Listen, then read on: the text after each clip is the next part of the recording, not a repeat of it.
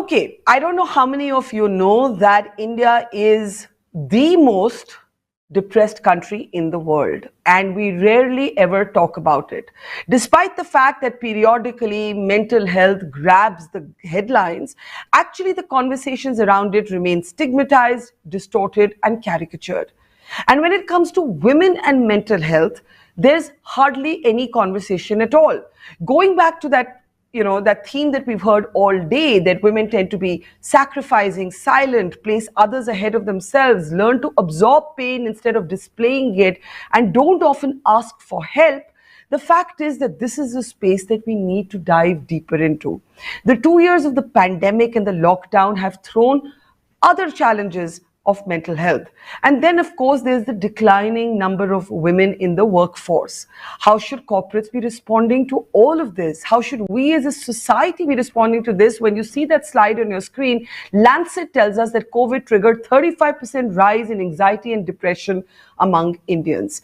And, 1 in 7 people between the ages of 18 to 24 are depressed. So this is now getting to be a malaise that is actually hitting younger and younger people, or maybe young people are just willing to speak about it more.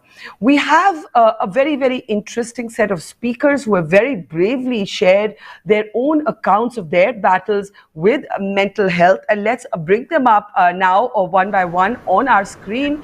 I am welcoming to the program Asha Pillai. Asha Pillai is somebody who has spoken about living and working with her bipolar disorder. And thank you, Asha, for joining this conversation again. We're also joined by Shalini Nataraj, who is, of course, with Maersk. Maersk is one of our partners and principal sponsors on this town hall. And thank you, Shalini. Two thanks. One, for joining this conversation, and two, for making an event like We the Women possible. We're joined by Neha Bhasin. Neha Bhasin is one of our best-known singers and songwriters, and is very bravely agreed to share her own personal battle with mental health. I'm also seeing well-known actor Maanvi Gagroo on the screen with us. Hi Maanvi, it's great to see you. And Maanvi is here to share her personal battle with us as well. And we're joined by Parveen Shaikh. Parveen actually ran through the pandemic years a helpline for, in fact, a foundation started by Neerja Birla on mental health specifically. Ananya Birla was supposed to be moderating this conversation but has fallen ill and sends her apologies. So I'm actually stepping in for her. Ananya is also among those who has very bravely spoken about her battle with mental health issues. So thank you, everybody. And let me start straight away with you, Neha. How difficult was it for you to speak about the fact that you were battling mental health issues, that you didn't always feel well? We don't hesitate to say we have a stomach ache, we have a headache, but all of us hesitate to say we have a mind ache, so to speak. So how difficult was it for you, and what have you gone through, and was it worsened much more doubly over by the pandemic and the lockdown? So, of course, I started battling with depression and anxiety at a very young age, because I started my career at the age of 19. I didn't know that, nothing prepares you for success and fame and all that comes with it. It took me a very long time to first understand that what is depression and what is anxiety and what am I going through. And over the years, I started, first of all, just accepting the fact that I could be erratic sometimes. I could have wavering emotions, and I have been very vocal about it from a very young age. And some people call me flawed. A lot of people, like when they say Neha is a flawed human being, and I think it's only because I accept that I'm somebody who has wavering emotions, as most people do. The pandemic, I think, made me feel like I'm having an existential crisis, like where I sometimes felt like, what is my purpose? When everything was taken away from you, including music and including things that made me happy, being on stage, I started realizing how shallow my life is. And it did. And then I decided to do Big Boss, which kind of made it worse. It's like, jumping from a cliff without a parachute and, nose diving into, I don't know, water or someplace, and still landing on your feet. And then wondering why are both my feet broken. I think trolling, as I spoke to you last time, has had a very deep impact on my mental health over the years, and it's something I've always fought against. I'm very against cyberbullying, and as much as we say that, oh, you know what, just ignore it, stay away from it, run away from it, it's just, how far are we going to ignore this culture and normalize it by saying that let's ignore it? Yeah. I mean, I'm 39, but it still affects me. It does when I see people saying such trashy, mean things to me and my family, and even when I see it on other people's pages, it does affect me, and I'm very vocal about it. Uh, I've But had how difficult anti-anxiety or how drugs. judged? How, you've had anti-anxiety drugs? Sorry, go ahead, complete your point. Yes, Sorry. in fact, right after my Big Boss journey, for a month, I had to be in therapy and I had to be on anti-anxiety drugs, and just get a handle of, why am I feeling, what am I feeling, and what's happening. So and even then, when I spoke about it, a lot of people said I was doing it for attention. Oh, why did Hmm. she have to go in Big Boss? Like, so basically, the point is, if I'm somebody who's mentally vulnerable, I should just not live my life as a celebrity and lock myself somewhere and stay away from the world. So that's the Yeah. expectation, that I shouldn't be in the world, and shouldn't battle it Yeah. and shouldn't fight for my place in the world just because the world's a mean place. Yeah, I hear you. And Manvi, if you want to add to that, like when you're in the public gaze, how much tougher does it get to speak about mental health issues? Some of you have bravely done it, but then everybody has an opinion on what you're saying about your own life, and they're taking away your agency to know your own life better than they do. Yeah, and Barkha, it's so, I mean, it was just much more pronounced during the lockdown years. I mean, the 2020 and 2021, because everybody was stuck at home, and everybody seemed to feel that it's their right almost to judge the other person. And the funny thing is, we were all, even celebrities, even people in the public eye, were all going through that for the first time. We were all going through a lockdown together. And I remember, and I have to actually, I had taken a mental health day. I remember when the 2020 lockdown had just been put, and we were all like running helter skelter. We didn't know what the hell was happening. And I remember we were promoting our show, and I was alone in Bombay, and I was staying at home, and there were promotions. They'd done a whole day of promotions back to back, and I suddenly realized that I didn't have because I was busy with the promotions. I didn't have time to cook food or eat food or anything, and I remember I told them, I said, guys, I can't work like this. I can't, because please understand, I'm not staying with anybody. I can't ask. It's not like my food is being cooked for me. On a regular day, I have a cook coming in and this and that.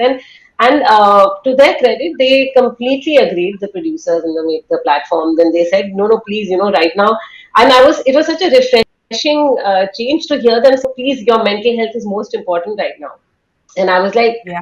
wow, I couldn't believe that I heard those words. And I was like, yes, thank you, and they did, I took a few days off, and then we got back to promotions, and then we found a middle ground, basically, where I told them that, let's do something, but we can't have the entire day packed, and let's leave some time for chores and all and stuff. Yeah. So I think we are moving towards a better understanding within, and that's where it will start within the industry. And then gradually we move. The more we talk about it, the more. And I know now a lot of companies offer mental health days, but then there are, like, I think most That's so companies don't. interesting. Yeah, yeah, that's so interesting because I actually want to take that to Shalini Nataraj, who is actually the global HR head for the fleet and strategic brands at Maersk. And given that you're dealing with this, new, or as it were, HR issue, Manvi is talking about companies that now understand this, but not all companies do. Not all companies want to. And now we're dealing with an entire new set of challenges because not everybody has gone back to work from work. There are all kinds of unresolved, unexpressed issues. There are long COVID issues which may be triggering all kinds of other anxieties. How are you dealing with this as a company, Shalini? Barkha, great question. And like Neha and Manvi said, the most important thing for corporates to do is to be okay when somebody comes up and talks about it. And that itself is a big deal, right? And I think because, and also more so in India, we're not used to women or even men coming and saying, hey, I'm having a hard day and I want to take a day off. It's okay for you to say, I have a stomach ache and I want to take a day off. Yeah. But if you said, I'm feeling stressed and I want to take a day off, there is a perception that you're seen a little bit like you're weak. Can you get promoted? Can you do all of this? I think the biggest thing we have done, anybody can do as a corporate, is to make it okay to talk about it, is to make it okay for you to bring your best self to work every day. And then there are days when you can't be at your best and for you to take off and stay at home. So awareness, but I would say is where we start. We have to create an awareness, starting with self-awareness. Do I know as an employee, do I know as a woman when I'm not feeling okay, for me to stand up and say, I'm not doing okay and I won't come into work? And then when I say this to the organization, to the leader, are they okay to listen to that? Are they okay to react in a way that actually creates psychological safety for me, that tomorrow when I'm not feeling okay, that I can do the same thing all over again? And then I'm creating a culture around where it becomes okay to say that. So, Barkha, I would start with awareness, and I would start with training to ensure that the leaders know how to react, and then to ensure that there is an ecosystem that supports it. And before I go to Asha, who kind of straddles being in the corporate space as someone who's battled a bipolar disorder, I want to ask you, Shalini, what does that do to policy? Do you think companies will have to go back to the drawing board and draft new policies, new leave policies, I don't know, new specific policies to mental health challenges? What are you doing at Maersk? Yeah, and it starts with everything, Barkha. Great thing that you said. It starts with policies, it starts with processes, people, trainings. Like I would say, the most important thing is to ensure that which then starts with the leaders being trained, leaders being empathetic about it. Then you go back to leave policy, your benefits policy. Nowadays, good thing in India that insurance is actually provide for mental health. Then how do we ensure that we can do that? Ensure that the employee assistance program is not just a program that's sitting somewhere that people have to try and make an effort to go find, but you're putting it all over, that people know it's okay to do it and it's confidential. And then finally, I think it's about all of us as leaders, like Neha said, like Maanvi said, I've gone through divorce, I've gone through bad times, and I've been able to come out and say, hey, you know what? I haven't reached here without going through all of these things. How do we make it okay for leaders who look like they're successful today actually come out and say, I've had a bad day and I'm okay to talk about it, and I'm okay to create a support system here for you to also talk about it. So we say this and all of us on this panel actually agree with it, but it's not that easy for those who actually have to live with it and share their stories. Is it, Asha? Actually, thank you, Barkha. And I think you were very empathetic when I came out, with my bipolar disorder with you. And that was 2 years ago. And my company was very, very supportive of it. But at the same time, even today, when I actually go through a day of depression, I'm not able to pick up the phone and say, look, I'm having a bad mental health day. I still go to work because it just, even though we talk about psychological safety, in my own mind, it just doesn't feel right to say, I'm not well or I'm not okay. And it's not because of the organization. And Shalini raised a great point on psychological safety. We talk about that. We talk about active allyship as well in everything, right? Like the LGBTQ community. Now with the IWD coming up, we talk about active allyship. We also say mental health, people with mental illnesses, which is very different from mental health issues, should have allies in the office. And we're not asking for a lot. And to your question, Barkha, on whether policies need to be changed, most multinational companies at least have the right policies. We have flexi working, we have part-time, we have job rotation, we have sabbatical. It's just about being able to use all of that and also have role models saying it's okay. I mean, it's okay to not be okay, But having said that, it's still difficult when you're actually going through it. Yeah, I can only imagine. Parveen ji, I'd like to ask you, the helpline, जो आप एक तरह से hotline आप लोग चला रहे थे, जिस पे calls आ रही थी, anonymous calls, सबसे ज़्यादा लोग phone करके क्या कहते थे? So we started the helpline, Barkha, just when the pandemic started in 2020 April. उस वक्त सारे फोन करते थे, एंजाइटी, अनसर्टेनिटी, कोविड है, क्या करेंगे हम. Of course, it started with that, or abhi it's more depression and anxiety, more about that, more about uncertainty, more about the dooms thing. Abhi COVID khatam nahi ho raha hai, the war shuru ho raha hai. Matlab, it's just continuous. Khatam hi nahi, it's not ending. And I was listening to all the ladies, and it's so sad that even in a helpline, we have less women calling. when in world में बोलते हैं, in the world, that women suffer more domestic violence across life, rape, whatever.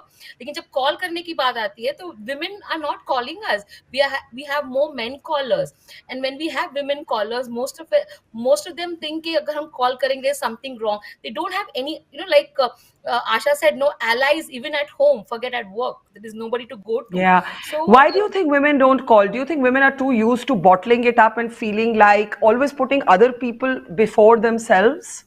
So, Parveen?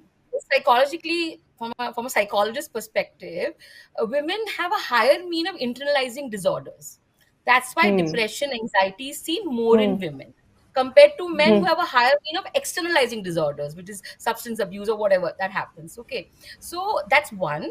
The second part is self-esteem. Women, by research, also tend to look up to others for higher self-esteem.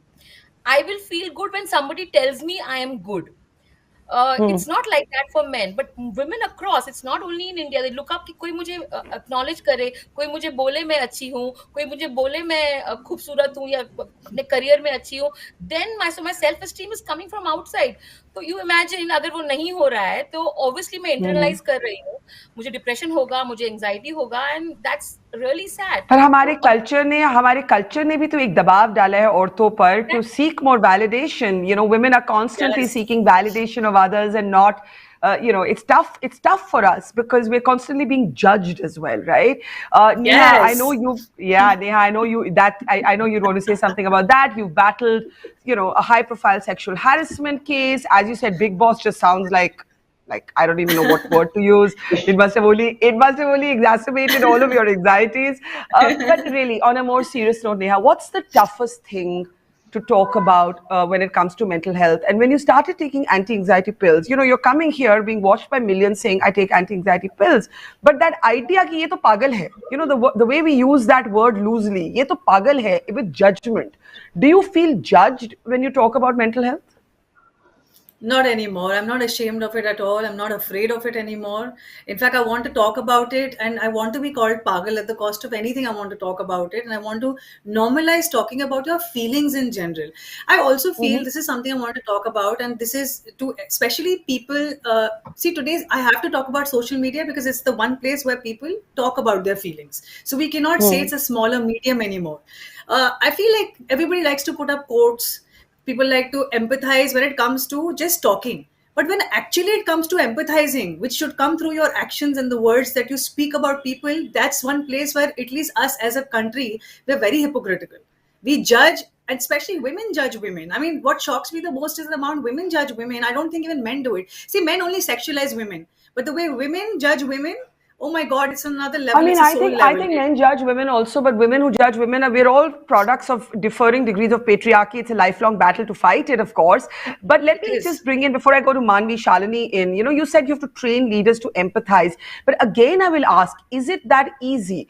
Because, what do you say to somebody? Let me just actually imagine this scenario. Somebody comes to you and says, Shalini, I don't feel well mentally. I'm getting anxiety. I'm feeling depressed. What would be your response as a senior HR executive? Yeah, great question. And it's not easy. Let me start there. And it starts with our own perception, right? What have I gone through? How I reacted? And that's the worst thing to do, because what I went through is not what this person is going through. So the more we internalize when somebody walks up to us, the worse that will make the situation. So the most important thing, Barkha, we start with when we even talk to our leaders, talk to ourselves, is listen, is to create a safe space where they can walk in, because that itself doesn't happen. I think it's a great thing if somebody can walk up into my room and say, hey, I'm having a bad day. Even for that to happen, we need to have a culture where it's okay to talk about it. And then when they do walk in, most important thing is to be present fully, is to be able to listen. And one of the things what we're doing is not telling leaders what needs to be done, but taking them through coaching and helping them become empathetic listeners, and then to come to the table not to solve, but to be there to listen. Because what we're doing now is taking away the pressure to say, hey, you're not an expert to solve this.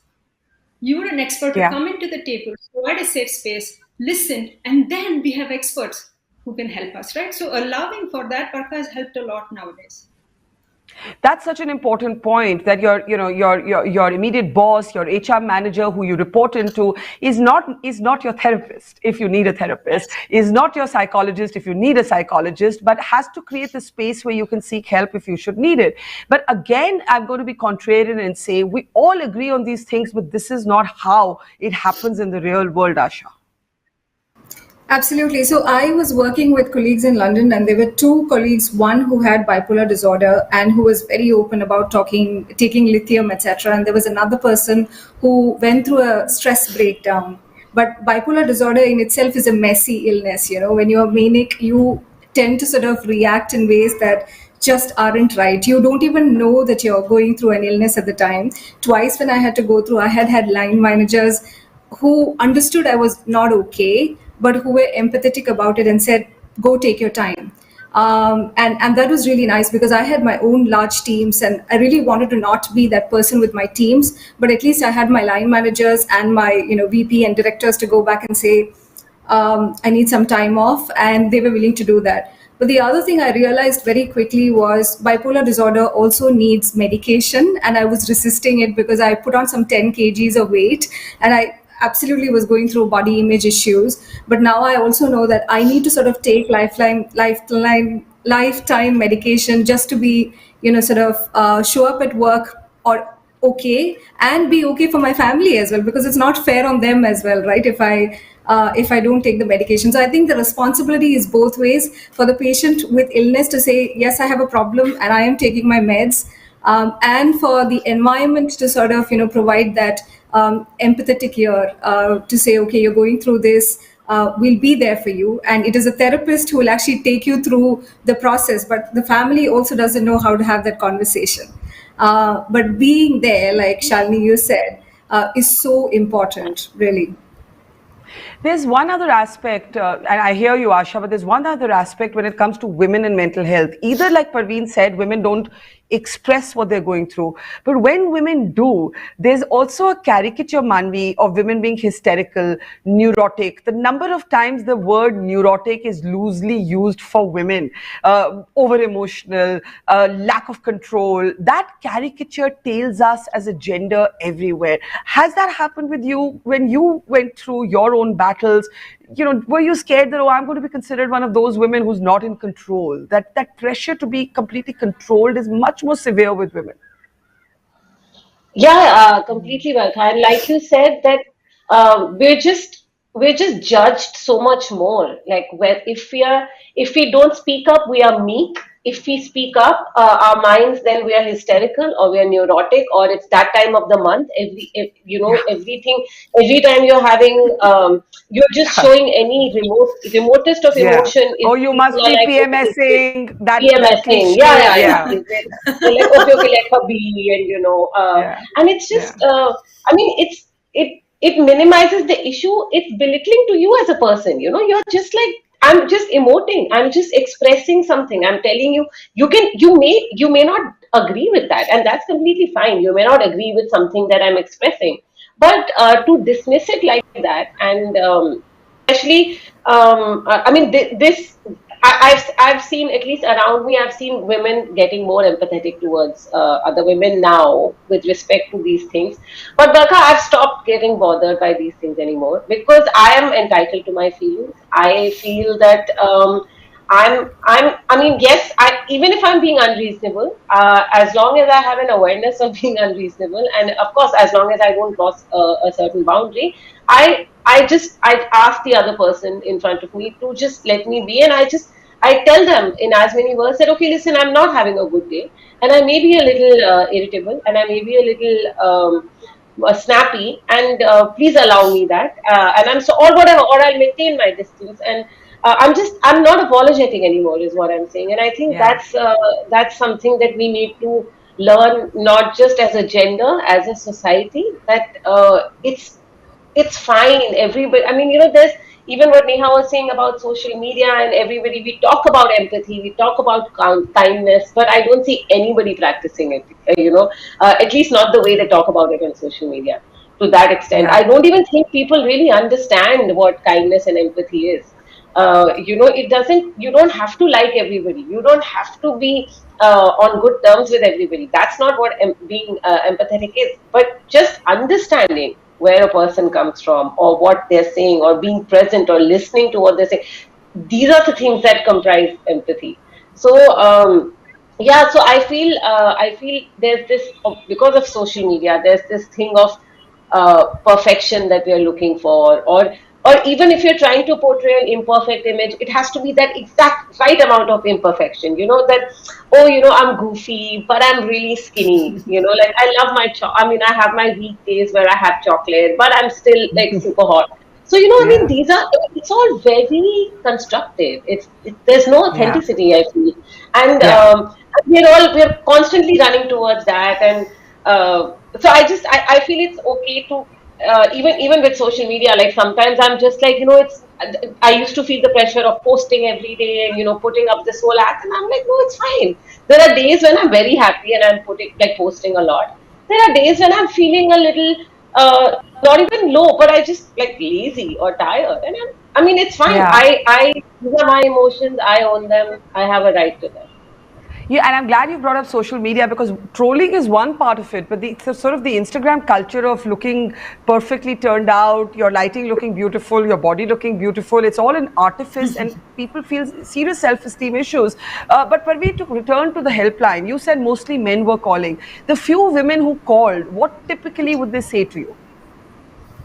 So majority were domestic abuse calls, physical abuse calls, and they were at home, Yeah. getting abused, physically abused by their families, husbands, brothers, fathers, like everybody at home, including in-laws and mother-in-laws and everybody. Second was the feeling of loneliness in spite of everybody being at home, which is very alarming. Like, everybody's at home, still I'm feeling lonely. Okay, then about this expectation, we have callers who are young, and they're young, 25, 26 years old. I remember this girl, this case came to us where she was suicidal, and we have that way to figure that out. And the reason why she felt suicidal was because she would not be able to please her dad.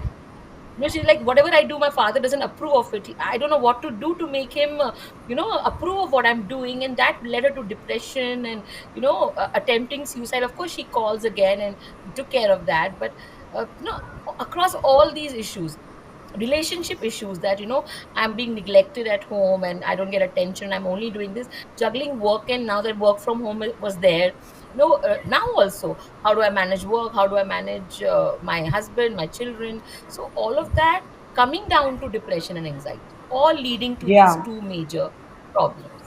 Yeah. So, women suffered doubly in this pandemic. Many women dropped out of the workforce. We were interviewing girls earlier in rural India who were pushed out of the school system. National Commission for Women confirms a spike in domestic abuse. And you also speak about this juggling of work and home, which always falls on more women than it does on men. Shalini, do you find a difference in the kind of issues that are presented to you by your female colleagues compared to your male colleagues when it comes to mental health? Yes, I think it's different. It's right now it is or more, Barkha, but it has been very different. And I'll take a couple of examples during the pandemic. I kind of feel like the lines between personal and professional blurred so much because of the pandemic, because you're working out in front of the screen, you're actually working in front of the screen, you have kids who are in front of the screen, you have in-laws. So the amount of issues that we heard women come back with, where they're stressed because there is no line between personal and professional, it blurred so much that we actually took work into their homes. And it is really not a great place to be in. And then the problem now, what we're seeing, is that now that they have a routine already set up for 2 years working from home and everything else that's worked around it, for them to come back to work, it's becoming even harder. So we are hearing women, when we say, okay, let's open offices, we have more women coming back and saying, hey, maybe, you know what, I don't want to come back to work. And then companies and markets are going into, how can we make it flexible for them? How can we have them work in their tier 2 cities if they've gone there and then work from there? So flexi working has become something that is picking up. Maersk is doing a lot of that too. But I think the problems are the same. Sometimes I personally feel men are not even able to say, I'm stressed, I'm having a bad day, because they feel like it's a sign of weakness. So they don't want to even come out and say it, which makes them even worse, because if that is a manager who's frustrated, hasn't been able to say this, and then a woman team member comes to him and says, I'm having a bad day, he's not even empathetic about it. So I think there is a general need across the board for us to make it possible for us to come out and say it's a bad day, and then be okay to take some time off and rethink from it. But I want to just can I just jump in and ask you to elaborate on this very alarming trend of more women not feeling like they can return to work. That is scary. It is. It is scary, and it is the responsibility of organizations to make it possible for them to return to work, because these are women who are so intelligent, so ambitious that they were before, and now it's becoming impossible for them to return to work. And I really feel like it starts with mental well-being. If we could talk to them and then say, hey, let's talk through what is really going on. And if there are things that we can control as women leaders, as leaders in the organization, as the culture, then we should make it possible for us to do it. It could even be, Barkha, that we could say, hey, you know what, why don't you work for 6 months out of wherever you are, and then come back and tell us what could work for you, and then we try and make it possible. So being agile, being nimble about changing processes and policies are some things that we could work on. The second thing that I do think we can do is find more mentors and women leaders who can go and talk to them and then coach them and mentor them about thinking about things differently, because a lot of women are in their families where nobody's gone to work many times, and they don't know when they go back and say, I have a call at 8 o'clock because my boss wants to talk to me at 8 o'clock. They're like, no, you can't, you have to cook here. And then so how do we make it real? How do we have more women mentors to go and talk, and then make it okay to not be okay? Yeah. So let me bring in Neha at this point. Neha, you said you don't care anymore about being judged, but how do you think we can encourage more women to get to that point of comfort in their own skin as you are today? And it wasn't easy for you to reach this point either. So, when I started talking about it, though I got judged a lot, but I also got a lot of women writing into me, which wasn't happening before, that we learn from you. I wish I could be more like you. I wish I could live like you. I mean, I'm not saying I want them to be like me. I don't think anybody should be like anybody. But I did see a huge change in the way my followers were talking to me. Even though I thought I was just putting myself out there for myself. Let me be honest, I was doing it for myself because I thought that was my only way now to just shed that skin and be okay with whatever is happening, because it's been 20 years. I've been in the career and I've just been, hiding, not hiding, just doing the midway bit. I think the only way it's going to happen is by knowing, and this is going to be a bit spiritual, that the only relationship at the end of the day you have is with yourself. And it is a fact, whether we like it or not. Today I put it up on my social media that the eternal relationship that you're ever going to have is only with yourself. And it's the only voice that matters. And believe me, being judged hurts you. I don't think the hurting ever really stops, because when somebody writes to, hey, listen, I don't like you. Why do you have to tell me that? Why do you have to come on my social media and tell me I'm a bitch, or tell me you don't like me? Why do you have to search for me to tell me how much you hate me? It's just something that's it's something I never understand. There's a meanness in the sort of mob, which of course affects people, but this is that strange time we live in. Asha, one thing you think that companies need to understand, Shalini's spoken a lot about it, but if you want to add to that. Yeah, we called Confederation of Indian Industries, Indian Women Network. We work with an organization called letswalktogether.org. This is a website where we actually have 20 resumes so far of people with mental illnesses. And what we're doing is to sort of put organizations in touch with these people. Not all of them are comfortable enough to come and talk about their mental illness, say on a social media platform. But however, we're trying to sort of link people with mental illnesses who are really good at what they're doing to organizations. And we're hoping that recruitment of people with mental illnesses. So far, if you're in the organization, you're doing okay, you have a problem, yeah, right, we will support you. But what about people who are there, who's going through, bipolar disorder, schizophrenia, and depression, who are great, who want to come into the workplace? And that's what letswalktogether.org is sort of looking to provide. And what we're saying is also, very similar things like Shalini is saying, right? We're not asking for special treatment. We're asking for flexible working policies. And to the point on women in specific, we have to deal with unconscious biases of the double bind, right? When we're seen as taking charge, we're seen as assertive, aggressive, not likable. When we're seen as taking care, we're not seen as competent. Add to that a mental illness, then the bias factor, just barometer just goes off the roof. So I guess it's also having those mentors like Shalini was talking about, and the mentoring circles on sort of hybrid workplace and how to sort of help women come back to the workplace as well and not give up on their jobs, because any emergency that hits the family, the first casualty is always a woman's career, and that's why you see these is dropping. So those are the two things that we're trying to do. The letswalktogether.org, to sort of get people with mental illnesses, tie them back to the organizations, and provide this, safety net of mentoring circles to get women to talk. Okay, let me quickly just get in Maanvi and Parveen with a quick last word. Maanvi, you're not feeling rosy about this at all, about the basic empathy of fellow humans. So how are you cheering yourself up and keeping your spirits up? No, I wanted to add one other point actually. I was recently on a panel and somebody said how women make great managers because they're great at multitasking, and and we must remember that as women. And I think that's so detrimental to the concept of mental health, because women are not better multitaskers. They've been made better multitaskers because they've had to multitask, because they've had to manage their house with their careers, and and their kids and so it's not that, over the years now we've become better at it, probably, maybe biologically or through evolution or not. I'm not good at multitasking. There are days when I'm good at multitasking. There are days when I'm not a good multitasker. I want to focus on one task at hand. So, so I'm just saying, so, this whole deification or the horrifying, either just just normalize women, just normalize humans, just normalize human problems. I want to reach, with respect to mental health, I want to reach a point where it's not even, we don't even have to treat mental health as, oh, you're not feeling well. Maybe do you need to talk about it? It's like a headache. That, oh, you're not feeling well. Okay, with a headache you take a Disprin. With somebody, I'm sorry if I'm not trying to minimize it, but I'm saying we need to reach that level of a normalized conversation around mental health, where we're like, okay, you're not feeling, take a day off, take half a day, see you tomorrow, and not continue with it. Yeah, and actually, I'm so happy you made this point about this sort of deification of multitasking. It's similar to the deification of superwomen, and I call them chains of gold. It's chains of gold, right? We think we're paying ourselves a compliment, but it's not a compliment. Parveen ji, last word to you. Last word to you before we move on.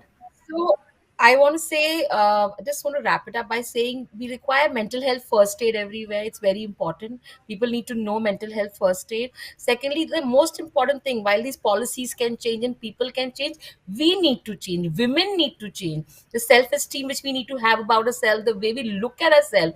Like, I like this word called flossom, that you can be awesome with all your flaws. So let's be flossom and enhance our self-esteem and I just hadn't love heard that ourselves. word before. Yeah, I like it. I just read it somewhere. But I just feel that women love themselves, they feel good about themselves. That enhances your self-esteem, which takes care of most of the mental health issues. You have that self-esteem from within and feel flossom about it. That's what I have to say. Feel flossom is a good way to end this conversation. Thank you, everybody. Neha, Maanvi, Asha, Parveen, and Shalini. Thank you. And it is such an important conversation. And every time someone's willing to come out and actually share their own story, I really want to say a double thanks. This is a conversation whose time has come. And I'm glad we were able to have it here at We the Women at our Global Town Hall. Thank you so much.